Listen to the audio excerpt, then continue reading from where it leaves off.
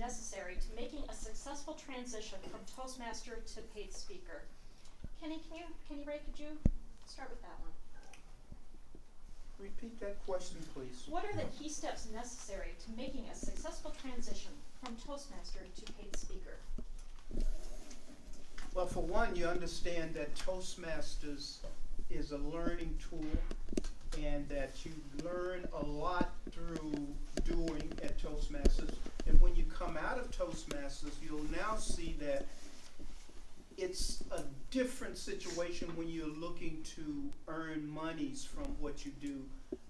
Difference in Toastmasters and professional speaking, of course, is that you do earn money. And you work in association with people that are professionals, more so than you would people that are just like you and Toastmasters are learning. So you would tend to work with more people that have actually worked for a living speaking, rather than just having it as a hobby or something that you're doing that you're trying to develop yourself in. Now you're really making a living at it. I don't know if that cleared it up as much, but just to understand that coming from Toastmasters to professional speaking is a whole different ballgame. What you do is you learn and use the techniques that you have learned from Toastmasters to help you with your public speaking or your professional speaking, and understand that it is now for all the marbles, not just for a DTM, so to speak. Well, Toastmasters obviously is the reason we're here, but I know many of you are members of the NSA. How important is NSA for your speaking business? Vitalia, can you speak to that a little bit? Thank you for that question, Lori. I do believe that there is great value in the National Speakers Association. I have made some wonderful friendships as well as business relationships there, but at NSA it is primarily to learn more about what are the current trends in the professional speaking industry. It helps me to stay up to date on new technologies for marketing. What are some of the topics that are the hot market topics that people are researching, and what is their request for to speak on? How are people getting booked for speaking engagements? You actually learn some industry knowledge specific information that can take you from being a non-professional speaker to help you becoming and growing as a professional speaker. There's National Speakers Association, the national membership, and then of course, many of the states, not all states in the United States have their own chapter, but many do. Louise, help me, is it 35, I think, or 36? I don't know the number. And Minnesota has one of the best, well-known, recognized chapters in the National Speakers Association. And you are always welcome to come visit that chapter, meet the people, and see for yourself what the business meetings are like and who the great speakers are that are so willing to share their knowledge and information. Thank you for the question, Lori. I think this is a really interesting question. My biggest question is about finding your message. What advice do you have for developing a message if you don't want to speak too much about personal struggles or challenges, but feel that the message people want or need to hear comes from your personal pain and suffering? Les, do you want to take that one?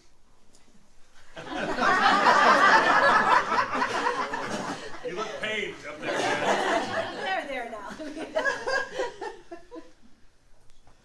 Say, I'm going to do, rather than say the question. Yes. It takes the longest one. No.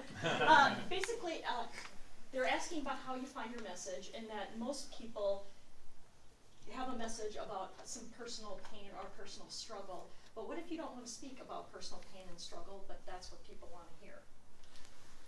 I think that's where your breakthrough will be. For me, as a communication and relationship business coach, the thing that I share with most people is the degree to which you can be transparent in your world and in your life is the degree to which you'll be successful. And I prove this time and time again with clients. Now, you also have to be responsible with that. You have to be responsible that that which you're transparent with doesn't suddenly blow up like a nuclear bomb in the middle of a room. If you're a vice president talking to your team. There is something, though, about being vulnerable and open. Transparency is key. one of my catchphrases, intimacy is into me you see. The degree which you can be vulnerable and intimate with somebody is the degree to which you can have success.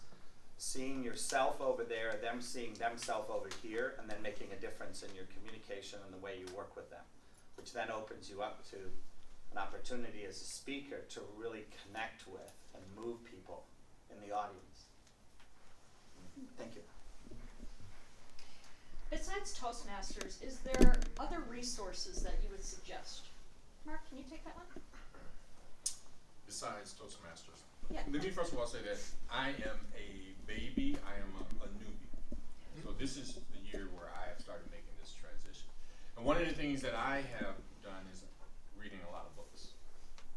Internet, picking up and just reading how other people have done the process. Looking at videos on how they went about getting their business started.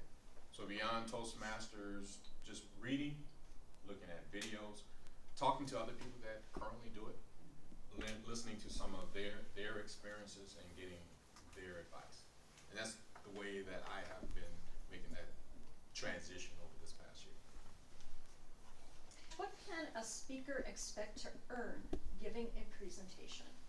Give me some realism as to what we can what you can expect to start in, and how do you determine how to charge somebody for that first speech? And Well, just adding to that, let's be realistic. When you're starting out, you're not going to look to get $2 or $3 grand for a speech.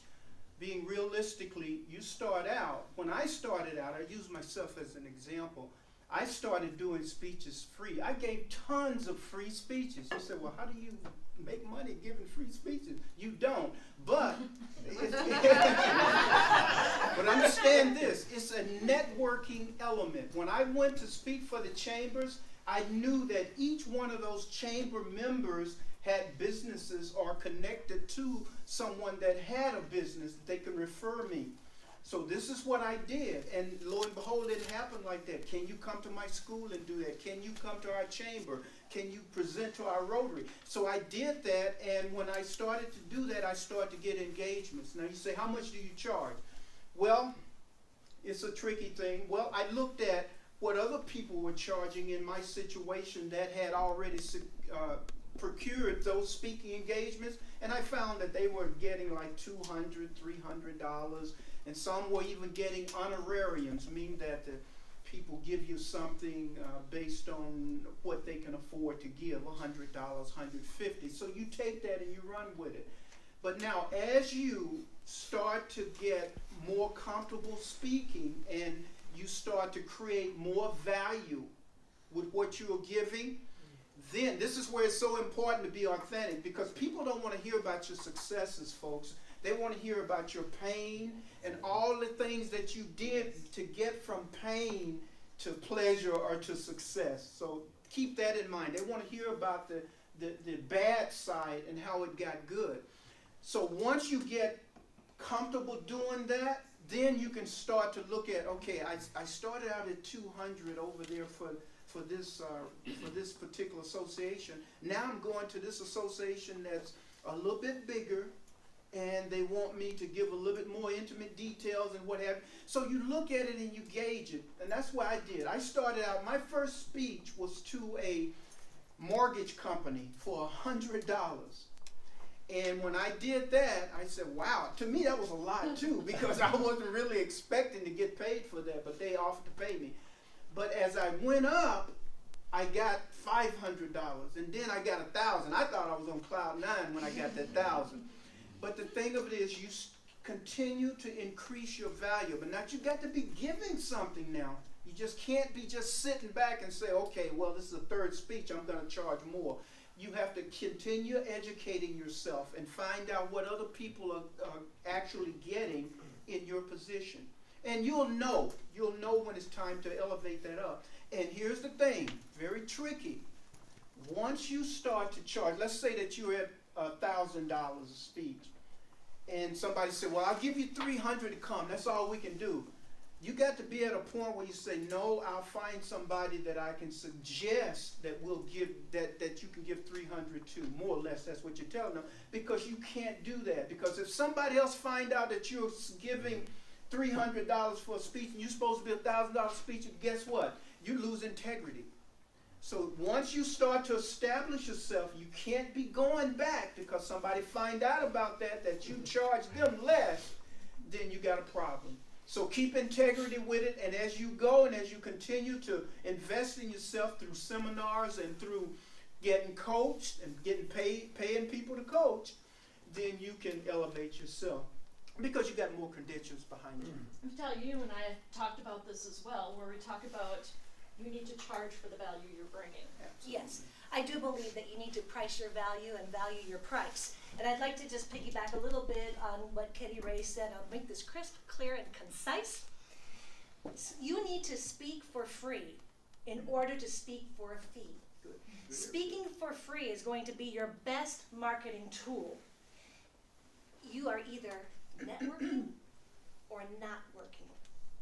Your network will equal your net worth. Very good. Very good. One thing. It's counterintuitive, folks. Here's the thing that I, as the communication guy and wordsmith, it's not for free. You're not speaking for free, ever. If you have that mentality, you're in the wrong business. You're speaking to make a difference with people and that organization or that place. You know, Chamber of Commerce's don't have a lot of money. Right. Sometimes they give you a free meal Membership. or a membership. So you work and you start to do barter trade. I've been a member and never showed up to 4 chambers. Yeah. Just because, you know, I was there for the speaking. So exchange. There is no such thing as a free engagement, though. I promise you, if you put that word aside, you'll start to see there's a ton of value, and you are getting paid. For me, when somebody listens to me, they are paying me by honoring me by listening to me. That is a privilege and an honor. Very good point. That's good. Diane, you touched Clap upon for this you in your over speech. there. Yes, yeah, there you go. Clap for me on the other side of the room. Thanks, Danny. Diane, you touched upon this in your speech, but I want you to elaborate. The more I learn, the more I know how much I do not know. How do I know I'm ready? Well, you never will know for sure.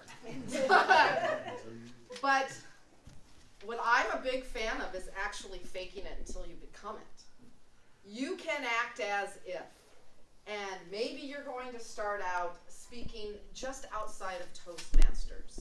My first outside of Toastmasters speaking was to Rotary clubs. I sent an email to 20 Rotary clubs about a presentation on business storytelling that I'd like to give in September at their meeting, and 7 of them took me up on it.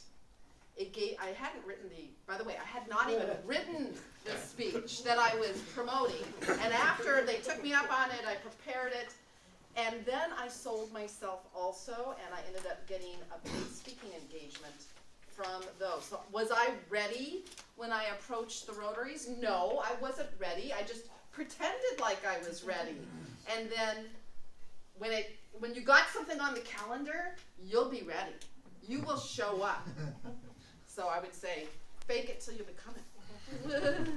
All right, thank you very much. I know we had more questions, and hopefully you'll be able to connect with the panelists at the end of the presentation. So thank you so much.